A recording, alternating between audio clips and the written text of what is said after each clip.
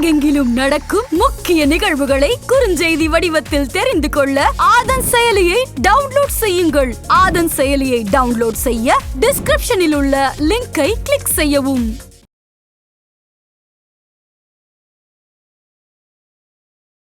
Case போட்டவரை கூப்பிட்டு நாட போத்தி ஒரு மாலை அணிவிச்சு பாராட்டு தெரிவிக்கும். ஆனா எந்த சூடு சொரணும் இல்லாம தான் இந்த மாதிரி படம் எடுக்கிறாங்க. அதாவது சமூகத்தை எந்த மாதிரியான பாதிக்கும், எந்த மாதிரியான தாக்கத்தை ஏற்படுத்தும், இளைஞர்களை எவ்வாறு பால்படுத்தும் அப்படிங்கிற எந்த ஒரு கவனமே இல்லாம, பொறுப்பே இல்லாம இந்த மாதிரி படங்கள் பண்ணிட்டு இருக்காங்க. தேவையில்லாத திணிப்புகளா இருக்கும். கதைன்னு எடுத்துக்கிட்டீங்கன்னா ஒரு மண்ணாங்கட்டி இருக்கு. இப்போ போதைய பொருள் கடத்துவான், அடிச்சு பறிக்கிறவனு ஒரு கும்பல், இதை துரத்துற ஒரு கும்பல், 2 பேருக்கு சண்டை, இப்படிதான் போயிட்டு தவிர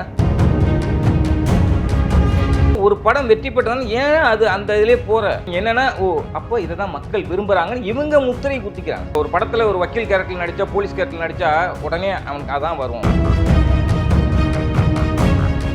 ஆதன் நியூஸ் நேயர்களுக்கு வணக்கம். இன்று நம்மோடு பத்திரிகையாளர் தஞ்சை அமலன் அவர்கள் இணைந்திருக்கிறார். வாருங்கள் பேசலாம். வணக்கம் சார். வணக்கம் மேடம். சார், நம்ம ஏற்கனவே இந்த சலார் படத்தை பார்க்கும்போது நிறைய சண்டை காட்சிகள் இருக்கு அப்படிங்கிறத நம்ம பேசியிருந்தோம்.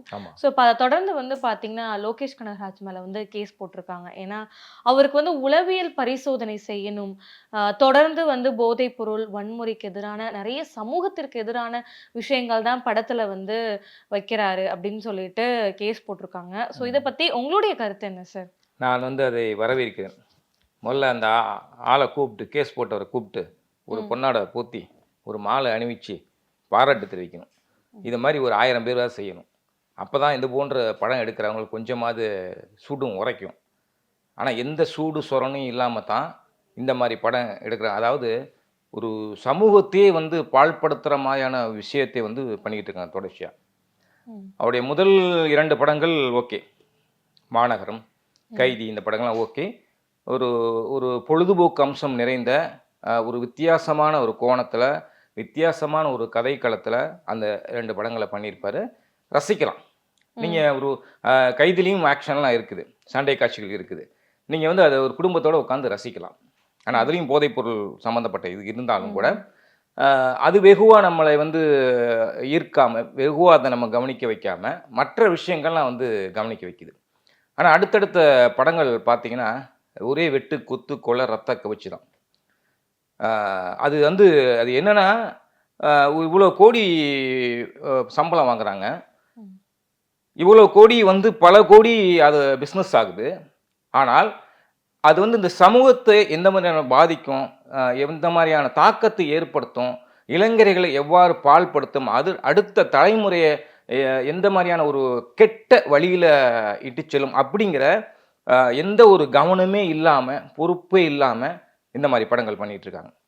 பார்த்தீங்கன்னா தேவையில்லாத திணிப்புகளாக இருக்கும். நீங்கள் கதைன்னு எடுத்துக்கிட்டீங்கன்னா ஒரு மண்ணாங்கட்டி இருக்குது. இவன் போதைய பொருள் கடத்துவான், அதை அடிச்சு பறிக்கிறவனு ஒரு கும்பல், இதை துரத்துற ஒரு கும்பல், 2 பேருக்கு சண்டை, இப்படி தான் போயிட்டுன்னு தவிர அதில் தங்கர் பச்சான் கூட ரொம்ப ஒரு இப்போ முடக்கத்தான் ஒரு படம், அந்த பட விழாவில் கூட பேசியிருக்காரு. கொஞ்சம் கூட ஒரு அக்கறையே இல்லாமல் படம் பண்ணுறாங்க. சினிமா கலை. அந்த கலை படைப்பு ஒன்று உங்களை ரசனைக்குரியதா, உங்களை ரசிக்க வைக்கிறதா இருக்கணும், இல்லை இந்த சமூகத்துக்கு ஏதாவது செய்கிறதா இருக்கணும். 2 வேலையுமே செய்யாமல் இந்த சமூகத்தை பாழ்படுத்துறது மட்டுமே நோக்கமாக வச்சு நீங்கள் அதே டார்கெட்டாக பண்ணினா அப்போ நீங்கள் யாருக்கோ எதற்கோ வேலை செய்யறீங்கன்னு அர்த்தம். சார், நீங்கள் ஒரு விஷயம் சொல்கிறீங்க, சமூகத்துக்கு எதிராக அந்த மாதிரி படம் பண்ணுறாங்க அப்படின்னு. இதெல்லாம் நல்ல கலெக்ஷன் ஆகுது. இப்போ வாரிசு படம் எடுத்துக்கிட்டீங்க அப்படின்னாலும் அது ஒரு குடும்ப ரீதியான படம் தான். அந்த படம் எந்த அளவுக்கு கேலி கிண்டலுக்கு ஆளானது அப்படிங்கிறது உங்களுக்கே தெரியும். ஆனால் அதுவே இப்போ லோகேஷ் கனகராஜ் எடுத்த விக்ரம் படம் பயங்கர ஹிட். அப்போ மக்கள் இதுதானே விரும்புகிறாங்க. நீங்க குடும்ப ரீதியான படம் எடுத்து அது எல்லாருமே கேலி கிண்டல் தானே சார் பண்றீங்க? இல்லை விரும்புகிறாங்கன்னா இப்போ இளைஞர்களோட எண்ண ஓட்டம் இது. ஃபேமிலி ஆடியன்ஸ் ரசிக்க மாட்டான். ஏதோ ஒரு பெரிய படம் வந்திருக்கு, கமல் நடித்த படம், ரஜினிகாந்த் நடித்த படம், ஏற்கனவே பேர் வாங்கின இயக்குனர், ஒரு பிரம்மாண்டத்தை காட்டியிருக்காங்க, பிரமாதமாக இருக்கும் அப்படின்லாம் விளம்பரம் செய்யப்பட்டு பெரிய எதிர்பார்ப்பை தூண்டி, அதான் இது ஒரு போதைப் பொருளை கொடுத்து இது பண்ணுற மாதிரி தான், தூண்டுதல் தான், தூண்டி விடுறது தான். இது மோசமான ஒரு வியாபார உத்தி. இது அப்படி தூண்டி விடுறதுனால என்னதான் இருக்குது பார்த்துருமே அப்படிங்கிற வர ஆடியன்ஸ் தான் தவிர குடும்ப ஆடியன்ஸ்லாம் ஒன்றும் இல்லை. பெரும்பாலும் இளைஞர்கள் தான் போகிறாங்க. பெரும்பாலும் அந்த படத்தை 2வது தடவை 3வது தடவை பார்க்குறாங்க. கமல் ரசிகர்கள் மட்டும் இல்லாமல், ரஜினி ரசிகர்கள் இல்லாமல், ரசிகர்கள் அல்லாத பொதுவாக சினிமா விரும்பி வந்து 2 தடவை 3 தடவை பார்க்குறாங்க. என்னன்னா இந்த வீடியோ கேம் எப்போ வந்துச்சோ அன்னைக்கு வந்து வெகுவாக அது குறைஞ்சிருச்சு. இருந்தாலும் அங்கேருந்து தொடங்கப்பட்டது. இந்த உள்ளங்கையில் உலகங்கிற மொபைல் எப்போ வந்ததோ அங்கேருந்து வந்து இது தொடங்கப்பட்டது. அதில் வந்து அடிக்ட் ஆகிட்டாங்க. அப்போ வந்து அது இல்லை அப்படிங்கிறப்ப, அதுக்கு ஒரு கட்டுப்பாடு வருது அப்படிங்கிறப்ப அவன் எதை தேடுறானாக்கா இந்த மாதிரியான விஷயங்களை தேடுறான். இப்போ இந்த மாதிரி இயக்கர்கள் அதை கரெக்டாக அந்த பல்ஸை பிடிச்சிக்கிட்டு, இது வந்து இளைஞர்கள்ட்ட வந்து ஒரு வரவேற்பை பெறுங்கிற பல்ஸை பிடிச்சிக்கிட்டு, இவன் கேட்குறான் அப்படின்னு கொடுக்குறான், அவன் கொடுக்குறாங்காண்டி இவன் பார்க்குறான். ரெண்டுமே தவறான காரியம்தான். ரசிகரோட ரசனையும் மாறணும், அதே மாதிரி இவங்களுடைய இந்த வன்மம் நிறைந்த இயக்கம் இருக்குல்ல அதுவும் மாறணும். இது மிக ஆபத்தானது. இப்படியே போனால் காலப்போக்கில் ஒரு கலை என்பது வணிகம் மட்டுமே என்பதாக மாறி அதுக்காக என்ன வேணாலும் பண்ணுவாங்க. இப்போ பார்த்தீங்கன்னா அதான் தங்கர்பச்சான் தான் சொல்கிறாரு, 50 கொலைகள் 100 கொலைகள் பண்ணுறவன் தான் பெரிய இயக்குனர், அல்லது அந்த படத்தில் நடிக்கிற நடிகர் தான் பெரிய நடிகர்கள் அப்படிங்கிற மாதிரி சினிமா வந்து வேற ஒரு மாற்று வழியில் போயிட்டு இருக்குது. அப்போ எந்த மாதிரியான சினிமா தான் எடுக்கணும் அப்படின்னு நீங்கள் கேட்கலாம். அந்த இடத்துல நிறைய படங்கள் 2023 நிறைய படங்கள் சொல்லலாம். ஆனால் அந்த படங்கள்லாம் பார்த்தீங்கன்னா வணிக ரீதியாக பெரிய வெற்றி பெறலை. ஸோ ஆனால் அந்த மாதிரி படங்கள் அதிகமாக வந்து அதை ஈஸியாக ரிலீஸ் பண்ணுறதுக்கான ஒரு வழிமுறைகளை எல்லாம் தயாரிப்பாளர் சங்கம் சரி, அந்த அரசாங்கமும் சரி, அது மாதிரிலாம் பண்ணாக்கா கண்டிப்பாக அந்த படத்துக்கு வரவேற்பு கிடைக்கும். நல்ல படங்களாக வந்திருக்கு. யாத்திசைன்னு ஒரு படம், சேயன்னு ஒரு பையன் நடிச்சிருக்காப்புல. கலைஞர் டிவியில் ஒரு ப்ரோக்ராமில் கலந்துக்கிட்டு நானும் அந்த பையனும், அந்த ஹீரோ யாத்திசை நடித்த ஹீரோ காரில் வரோம். பார்த்தா அந்த பையனுக்கு வந்து 29 வயசு தான். அந்த படத்தில் பார்க்குறப்ப ஃபேமில் அப்படி தெரியவே தெரியாது. நீல முடியெல்லாம் வளர்த்து வேறு மாதிரி கெட்டப்பே வேறு மாதிரி இருக்கும். அப்படி ஒரு பேராற்றலோட, அப்படி ஒரு அர்ப்பணிப்போடு அந்த படத்தில் நடிச்சிருப்பாப்புல. அந்த படம் பார்த்தீங்கன்னா பொன்னியின் செல்வன்லாம் கால் தூசி, அவ்வளோ கோடிகள் போட்டு பண்ண பொன்னியின் செல்வன்லாம் கால் தூசிக்கு.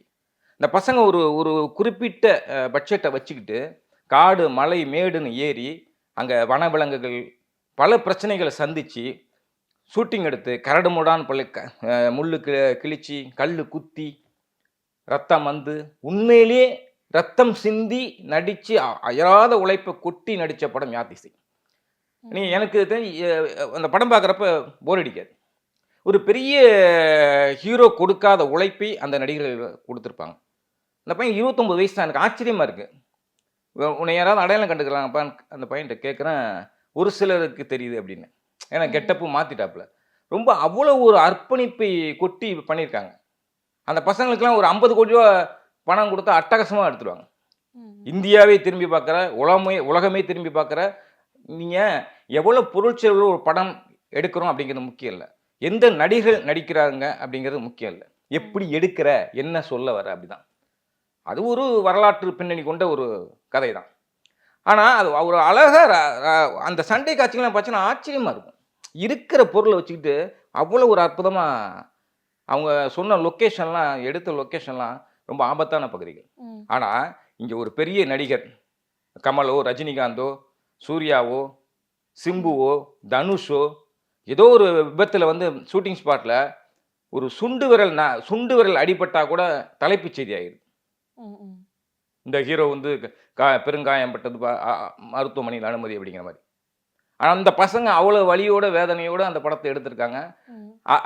அந்த ப்ரெஸ் மீட்லையோ அந்த படத்துக்கு நல்ல வரவேற்பு கிடைச்சப்ப ப்ரெஸ்ஸை கூட்டி இது சில பேட்டிகள் பண்ணுறப்பையோ, நாங்கள் இப்படி கஷ்டப்பட்டோம், அவ்வளோ கஷ்டப்பட்டோம், இவ்வளோ கஷ்டப்பட்டாலும் ஒரு வார்த்தை கூட சொல்லலை. படம் என்ன எப்படி எடுத்தோம், என்ன பேசப்படுது அப்படிங்கிறது தான் சொல்லியிருந்தாங்க. ஸோ இப்படியான படங்கள்லாம் வரணும். அதே மாதிரி 1000 பொற்காசுகள்னு ஒரு படம், இன்னைக்கு ஒரே ஒரு காட்சி மட்டும், அது இரவு காட்சி மட்டும் ஓடிக்கிட்டு இருக்கு. பார்த்தவங்கலாம் பயங்கரமாக அந்த படத்தை பற்றி சொல்கிறாங்க. நான் ஸ்டாப் காமெடி, அவ்வளோ ஒரு காமெடியாக இருக்கும். ஒரு புதையல், அந்த புதையலை பங்கு போட்டுக்கொள்கிறத வர போட்டி அப்படியே தொடர்ச்சியாக போதும். ஒரு கிராமத்தில் எடுக்கப்பட்ட படம் தான். அவ்வளோ ஒரு ஹியூமர் சென்ஸ் இருக்கும். விதார்த்து, பருத்தி வீரன், சரவணன் நடிச்சிருக்காங்க. அப்படி ஒரு ஹியூமர் சென்ஸ் அப்படியே நான் ஸ்டாப்பாக போயிட்டே இருக்கும் படம். பெரிய ஒரு ஒரு சமூகத்தை புரட்டி போகிற மாதிரி கருத்துக்குள்ளேயே செல்ல. நீங்கள் சொல்கிறேன் கருத்து சொல்கிறதான் படமா அப்படின்னா அதுக்காக சொல்ல.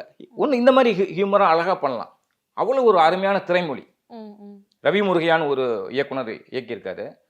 ஆனால் அந்த படம் 4 வருஷம் ஆச்சு. ரிலீஸ் பண்ணுறதுக்குள்ளே படாத வேதனையப்பட்டிருக்காங்க, வழியை அனுபவிச்சிருக்காங்க. ஸோ அந்த மாதிரி படங்கள்லாம் கூழாங்கல்னு ஒரு படம், நிறைய படம் பண்ணலாம். உள்ள ஒரு ஒரு ஜனரஞ்சகமான விஷயத்தை நீங்கள் பண்ணோம்னா குட் நைட், டாடா, இப்படி வாங்க, கதை இருக்குல்ல அதில். நீ சொல்கிறதுல என்னடா கதை இருக்கு? நீ சொல்கிறதுல என்ன கதை இருக்கு? நீ இது ஸ்கிரிப்டில் எழுதுகிறப்பே இத்தனை டன் துப்பாக்கி, இத்தனை டன் தோட்டாக்கள், இவ்வளோ ரத்தத்துக்கான அந்த என்ன மூலப்பொருள், இதுதான் உங்கள் பட்ஜெட்டில் அதிகமாக இருக்கு. அதுக்கப்புறம் ஹீரோவுடைய பணம், சம்பளம், இயக்குனருடைய சம்பளம் தான். அடுத்த படத்துக்கு 50 கோடி வாங்கிட்டார்ல லோகேஷ் கனகராஜ். நீ என்னத்தை கிழிச்ச? இதை வந்து லோகேஷ் கனகராஜை மட்டுமே டார்கெட் பண்ற மாதிரி இருக்குல்ல சார்? நாட் ஓன்லி கேஜிஎஃப் படமும் இதே மாதிரி தான் இருந்தது. பட் அது எந்த அளவுக்கு ஹிட் ஆச்சு நம்ம எல்லாருமே பார்த்தோம், எத்தனை கோடி வசூல். ஆனா அந்த நேரத்துல கேஜிஎஃப் படம் வந்தப்ப யாருமே இதை பெருசா சொல்லலையே, ஏன் இந்த மாதிரி பண்றீங்க, ஏன் இவ்வளவு சண்டை காட்சிகள் அப்படின்னு யாருமே கேட்க கிடையாது. இதுவே லோகேஷ் கனகராஜ் வந்து ஒரு நல்ல வளர்ந்து வராரு அப்படிங்கிற ஒரு நோக்கத்தினால இல்ல, அந்த டார்கெட்லாம் கிடையாது. இங்க என்னென்ன வவுத்தறிச்சிலையும் பேசுறது கிடையாது. தங்கர் பச்சான் சொல்கிறாருன்னா ஒரு வைத்தறிச்சியில் நம்ம ஒரு நல்ல படைப்பில் கொடுத்துருக்கோம், அழகி சொல்ல மறந்த கதை, இந்த மாதிரியான படங்களை, பள்ளிக்கூடம் போன்ற படங்களை கொடுத்துருக்கோம், நம்மளுக்கு இவ்வளோ கோடி எவனும் கொடுக்கலையே அப்படிங்கிற வைத்தறிச்சியில் மட்டும் கிடையாது. அவர் கொஞ்சம் புறாம பிடிச்ச ஆள் தான், அது வேற விஷயம்னு வச்சிங்களேன். ஆனால் அது மட்டுமே காரணம் கிடையாது, அவர்கிட்ட ஒரு சமூக அக்கறையும் இருக்குது. இந்த மாதிரிலாம் படம், அதுக்கு தான் இந்த உதாரணத்தில் இந்த படம் சொல்கிறேன். இந்த மாதிரி எடுக்கலாம் அப்படிங்கும் போது நீ ஏன் வழியக்க வன்முறையை விதைக்கிறேங்கிற. இப்போ கேஜிஎஃப் வந்து கேஜிஎஃப் நம்ம தமிழ் படம் கிடையாது, தமிழ் மொழி மாற்று படம் தான். ஆனா தமிழ்நாட்டிலே பயங்கரமா கொண்டாடப்பட்டது. இல்ல கொண்டாடப்பட்டது. அதான் என்ன சொல்றேன்னா, லோகேஷ் கனகராஜ் மட்டும் நான் குற்றவாளியா நான் இங்க டார்கெட் பண்ணல. நாட் ஓன்லி லோகேஷ் கனகராஜ், நெல்சனும் அதே வேலை தான் செய்யறாரு, அட்லியும் அதே வேலை செய்யறாரு. யாரு செஞ்சாலும் தப்பு தான் அது. இந்த மாதிரி இப்போ வர்ற இயக்குனர்கள், அது இந்த இளைஞர்களா இருக்காங்க, அந்த இயக்குனர்கள் தான் பயங்கரமா இது பண்றாங்க. இப்போ ராதாமோகன் வந்து ஒரு அற்புதமான படைப்பாளி. என்ன மாதிரியான பயணம் இந்த மாதிரியான படங்கள்லாம் அபியும் நானும், மொழி, இந்த மாதிரி படங்களை வந்து இயக்கியிருப்பார். எவ்வளோ வரவேற்பு கொடுத்தீங்க. ஸோ கதையம்சம் கொண்ட படங்கள் மட்டும் வரணும் அப்படிங்கிறது என்னுடைய நோக்கம் கிடையாது. பொழுதுபோக்கு, ஜனரஞ்சகம், நீங்கள் எது வேணால் நீங்கள் சினிமாவில் சொல்லுங்கள், கையாளுங்க. ஆனால் வன்முறையை விதைக்கிற மாதிரி, இளைஞர்களை திசை திருப்புற மாதிரி, இந்த சமூகத்தை பாழ்படுத்துகிற மாதிரியான காட்சிகளை, உங்களுடைய வன்மத்தை திரைமொழியில் கக்காதீங்க அப்படிங்கிறதான் வேண்டுகோள். இதில் நாட் ஓன்லி லோகேஷ் கனகராஜ் இப்போ அப்டேட்டில் இருக்கிறார், நெல்சன் அப்டேட்டில் இருக்காரு. அவங்க பார்த்தீங்கன்னா ஒரு படம் அந்த கொண்டாடப்பட்டது அப்படின்னா, ஒரு படம் வணிக ரீதியாக வரவேற்பை பெற்றது என்பதற்காக அது நல்ல படம் கிடையாது. ஒரு படம் வணிக ரீதியாக தோல்வியை அடைந்து என்பதற்காக அது கெட்ட படம் கிடையாது. கெட்ட படம் நல்ல படம் என்பது ஒரு படம் ஓடுறதை வச்சு தீர்மானிக்க முடியாது. சார், இப்போ இதுவே அவருக்கு எதிராக கேஸ் போடும்போது அவருக்கு வந்து உளவியல் பரிசோதனை செய்யுங்க அப்படிங்கிற மாதிரி சொல்லியிருந்தாங்க. ஏன்னா நிறைய டைரக்டர்ஸ் வந்து பார்த்தீங்கன்னா ஜாதி ரீதியா படம் எடுக்கிறாங்க. இன்னொரு சில டைரக்டர்ஸ் வந்து பாத்தீங்கன்னா வெறும் காதலை வச்சு மட்டுமே எடுக்கிறாங்க. சோ இது அப்ப ஆனா அவங்களுக்கும் உளவியல் பரிசோதனை செய்யுமா? இப்ப தொடர்ந்து இந்த மாதிரி படங்கள் பண்றாங்களே, அப்ப அவங்களுக்கும் இதே மாதிரி உளவியல் பரிசோதனை பண்ணணுமா அப்படிங்கிற ஒரு கேள்வியும் வருது இல்ல? நல்ல கேள்விதான், நல்லா இருக்கு, நல்ல கேள்வி. ஏன்னா இப்ப மட்டும் இல்ல, இப்ப நம்ம வன்முறையை விதைக்கிறாங்க, வன்மத்தை விதைக்கிறாங்க, ஒரே பிளட்டா இருக்கு அப்படிங்கிறதுக்காக மட்டும் இதை நம்ம சொல்லலை. இது வந்து ஆண்டாண்டு காலமாக இருக்கு. ஒரு 25 ஆண்டுகளுக்கு முன்பு பார்த்தீங்கன்னாக்கா, ஒரு காதல் கோட்டை ஒரு படம் வெற்றி பெற்றதுன்னு வச்சுங்களேன், அதே பாணியில் பார்க்காத காதல் அப்படிங்கிற அதே பாணியில் படம் வரும். ஒரு பேய் படம் வெற்றி பெற்றால் பேய் படம் எல்லாருக்கும் பேய் பிடிச்சிரும். பார்க்குறவனுக்கு, அந்த படம் எடுக்கிறவனுக்கு, நடிக்கிறவனுக்கு எல்லாத்துக்கும் பேய் பிடிச்சிரும், பிடிச்சி ஆட்டம் சைத்தான், அந்த மாதிரி வந்துடும். அதே மாதிரி என்ன படம், என்ன கதை, என்ன ஜேனர் வந்து வெற்றி ஆகுதோ அதை பிடிச்சி தங்கிக்குவாங்க. எல்லாத்தையும் நான் தவறுன்னு சொல்றேன். ஒரு படம் வெற்றி பெற்றதால ஏன் அது அந்த இதுலேயே போற, வேற கதையே இல்லையா, கிடைக்காதா, யோசிக்க தெரியாதா, மூளை இல்லையா? முடியும். இவங்க என்னன்னா, ஓ அப்போ இதை தான் மக்கள் விரும்புறாங்கன்னு இவங்க முத்திரை குத்திக்கிறாங்க. இப்போ ஒரு படத்தில் ஒரு வக்கீல் கேரக்டர் நடித்தா போலீஸ் கேரக்டர் நடித்தா உடனே அவனுக்கு அதான் வரும், இந்த கேரக்டருக்கு இவர் தான் பொருத்தம், வேற யாருமே பொருத்தம் இல்லைன்னு முத்திரை குத்துறது. விஜயகாந்த் ஒரு காக்கி ட்ரெஸ் போட்டு ஒரு படம் நடித்தாருன்னா உடனே வரிசையாக அர்ஜுனுக்கு அடுத்து நடிப்பாங்க, சத்யராஜ்லேருந்து பிரபுலேருந்து எல்லாமே. ஆமா. இது ஒரு மனவியாதி. ஆக நாட் ஓன்லி லோகேஷ் கனகராஜ் வந்து அவருக்கு ஏதோ மன பிதற்றல் ஆயிடுச்சு அதனால கேஸ் போட்டாங்க அப்படிங்கல. இது வந்து யார் யாரெல்லாம் இந்த மாதிரியான தவறை செய்கிறாங்களோ எல்லாமே உளவியல் பரிசோதனைக்கு உட்படுத்தணும். ம்ஹும். இப்ப அதே மாதிரி நீங்க சொல்றீங்க இது சமூகத்துக்கு ரொம்ப எதிரான கருத்து உள்ளது அப்படின்ட்டு. இப்ப நான் சொன்ன மாதிரி தான் சார், வாரிசு படம் பார்த்து எல்லாருமே அதை கிண்டல் பண்ணாங்க. இப்ப அந்த வாரிசு படம் பார்த்தீங்கன்னா இப்ப விஜய்க்கு எவ்வளவோ ரசிகர்கள் இருக்காங்க. வாரிசு படத்தை பார்த்து குடும்பம் தான் முக்கியம்ட்டு எல்லாரும் போனாங்களா சார்? அதை யாராவது கத்துக்கிட்டாங்களா யாராவது? ஏன் இதை மட்டும் இது ஒரு பொழுதுபோக்காவே மக்கள் பார்ப்பாங்க இல்லையா? இதை ஏன் அவங்க பர்சனலா ஏன் எடுத்துக்க போறாங்க அப்படின்னு நான் கேட்கிறேன். அதாவது அதான் சொல்றேன், பொழுதுபோக்குனா எல்லா விஷயத்தையுமே பொழுதுபோக்குன்னு நம்ம சொல்ல முடியாது.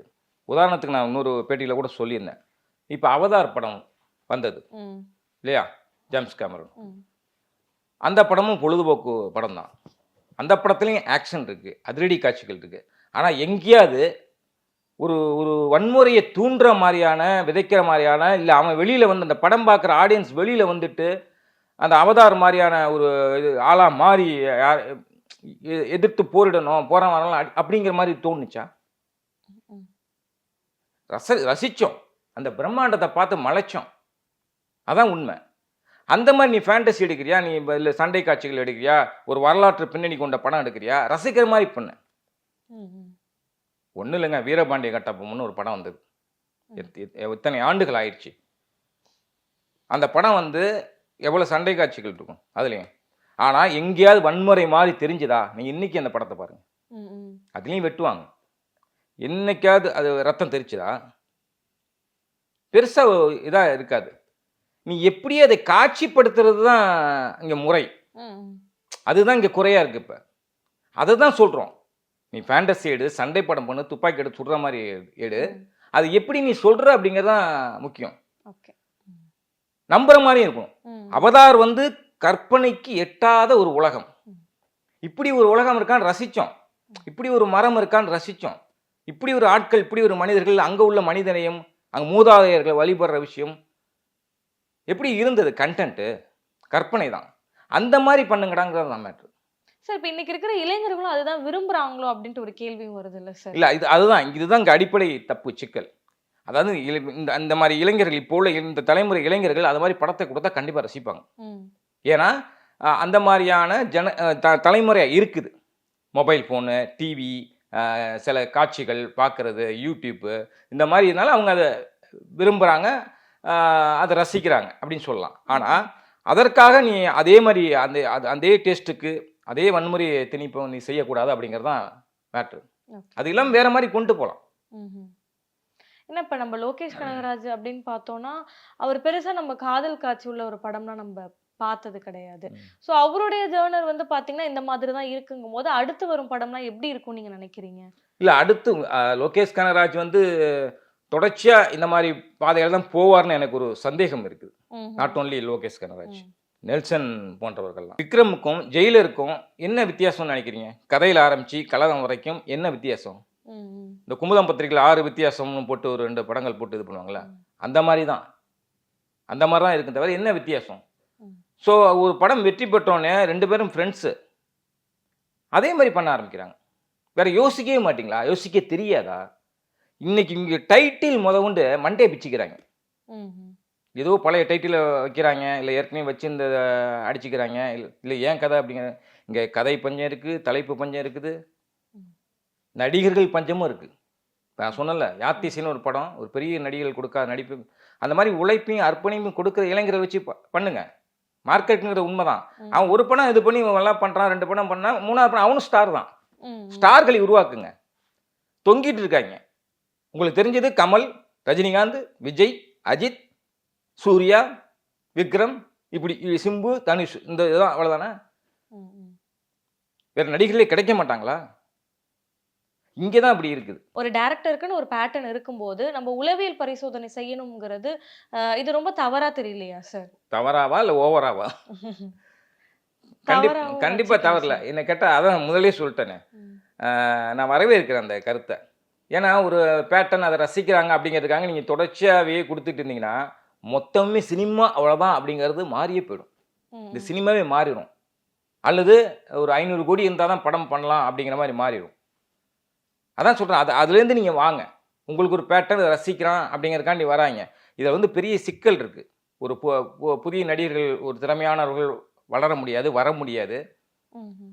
ஒரு கூட்டுக்குள்ளேயே அடைபட்டு கடந்துருவாங்க. அது இயக்குனர் ஒரு ஒரு குறிப்பிட்ட கம்பெனிகள் மட்டும் தான் படத்த தயாரிக்கும், வணிகம் பண்ணும். ம். இப்படியான சிக்கல்லாம் ஆயிடும். இது கலை எல்லோருக்கும் பொதுவானது. ம். இப்பயே சினிமால நெறைய அரசியல் இருக்கு. ஒரு படத்த நீங்க எடுத்தரலாம். ரிலீஸ் பண்றதுல பெரிய பஞ்சாயத்து இருக்கு, அரசியல் இருக்கு, விநியோக முறைங்கிறது மாறி போச்சு, நெறைய மாறிடுச்சு. ஆக இத நீங்க தொடர்ச்சியா பண்ணும்போது, எதுவுமே புதுமையா தமிழ் சினிமா இல்ல, இந்திய சினிமா எதையுமே புதுமையா செய்ய முடியாது நீங்க. ம். ஒரே மாரி ரூட்ல தான் நீங்க பயணம் பண்ணணும். கேட்டா கேட்டா ரசிகர்கள குற்றம் சாட்டிடுவாங்க. அது விரும்புறான், ஓடுதுல்ல படம் அப்படின்னு. ஒரு ஒரு ஹைவேல போறோம். போறப்ப ஒரே ஒரு ஹோட்டல் இருக்கு. அங்க தான் சாப்பிட்டாகணும். பசிக்குது. வேற வழியே இல்ல. இன்னும் ரொம்ப தூரம் அப்படிங்கிறப்ப என்ன பண்ணுவோம்? அந்த ஹோட்டல்ல தான் சாப்பிடுவோம். அதே மாரி தான் தமிழ் சினிமா ஒரே ரூட்ல இந்த ஒரே கதையம்சம் உள்ள வன்முறை, ரத்தம் தெறிக்கிறமான கதைகள் வர்றப்ப, ஸோ அத தான் நம்ம ரசிக்கிறோம் அப்படின்னு நம்ம குடுத்துக்கிட்டே தான் இருப்போம். வேற வழி இல்ல. மாற்று இல்லல்ல. அந்த மாற்றா வரக்கூடிய படங்கள் தான் கூழாங்கல், 1000 பொற்காசுகள், குட் நைட். இப்ப காதல் படம் தான் அந்த இவரு பண்ணார்ல, லவ் டுடே. ம். ஆமா. ரசிக்கிற மாரி இருந்ததுல்ல. அந்த மாரி பண்ணுங்க. எவ்வளோ கதைகள் இருக்கு. ஆனா இங்க கதை பஞ்சம் தலைவிரித்தாடுவது போல ஒரு தோரணையை வந்து லோகேஷ், நெல்சன், அட்லி போன்ற பெரிய இயக்குனர்கள் பண்ணிக்கிட்டு இருக்காங்க. அது கூடாது என்பதுதான் என்னுடைய கருத்து. ஸோ அதே மாதிரி நீங்க பார்த்தீங்கன்னா, ரொம்ப ஹை பட்ஜெட் படம் தான் ஓடும் அப்படிங்கிற ஒரு மைண்ட் செட்டுமே இருக்கு. ஏன்னா நம்ம இப்ப சமீபத்தில வெளியான சலார் படம் கூட பார்த்திருந்தோம். கோடிக்கணக்கில செலவு பண்ணியிருந்தாங்க. பட் அந்த படத்துலயும் இதே மாதிரி வன்முறை மட்டும் தான் இருந்துச்சு. இப்ப வர படங்கள் எல்லாமே ரொம்ப ஹை பட்ஜெட்ல தான் இருக்குது. ம், ஸோ ம், அந்த ம். படம் எல்லாமே எப்படின்னா, இந்த மாரி வன்முறை மட்டும் தான் இருக்கு. கேஜிஎஃப்பா இருக்கட்டும், சலாரா இருக்கட்டும், விக்ரமா இருக்கட்டும், லியோவா இருக்கட்டும்.